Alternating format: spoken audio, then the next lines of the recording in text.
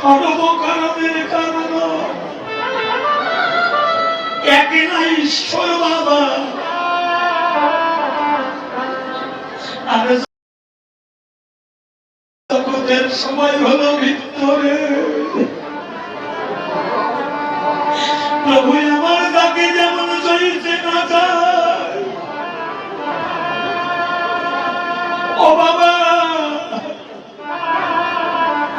সে তেমন তৈছে করে নিত্য। কথাগুলো একটু ভালো করে শুনে যান গো মা। যা কোনো যুগে কোনো কালে কোনো দিন কখনো হয় নাই বাবা, তাই একমাত্র এই কলিজীবের ভাগ্য কাছে হলো রে। সেটা কেমন জানেন মা? সেই গোলক বিহারী, সেই বৈকুণ্ঠ বিহারী আমার সরৈশ্বর্যপূর্ণ ভগবান। ভগবান এবার ভগবানের ভগবত সত্তা পরিত্যাগ করে গোলকে যে নাম গোপনে ছিল বাবা, ওই মধুমাখা সুধা মাখায় অমৃত মাখা হরিনামের ডালি মাথায় নিয়ে ভগবান এবার কাঙ্গাল সেজে এলো ধরার ধুলিতে।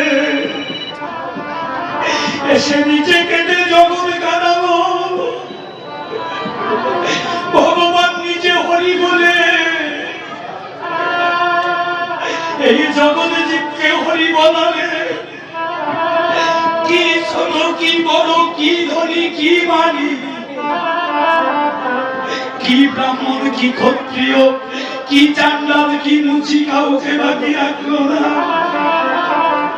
ভগবান হরিনামের প্রেম বন্যায় জগতের সবাইকে একাকার করে ভাসিয়ে ভগবান কোন জাতি কুল বিচার করলো না মা। কেমন একাকার করলেন জানেন বাবা? ভক্তি শাস্ত্র টিকা দিলেন। ব্রাহ্মণ ব্রাহ্মণ নহে যদি কৃষ্ণ তেজে, চান্ডাল এবার ব্রাহ্মণ সম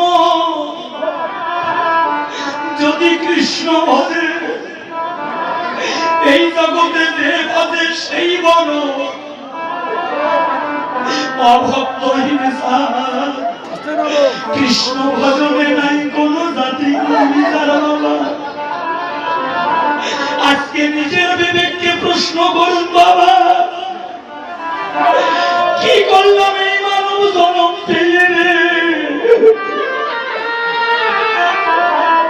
হাইরে সাদের মানব জনম কোনদিন সাধু সঙ্গ করলাম না, কোনদিন ভক্ত সঙ্গ করলাম না, জীবনে কোনদিন সাধুগুরু বৈষ্ণবের চরণ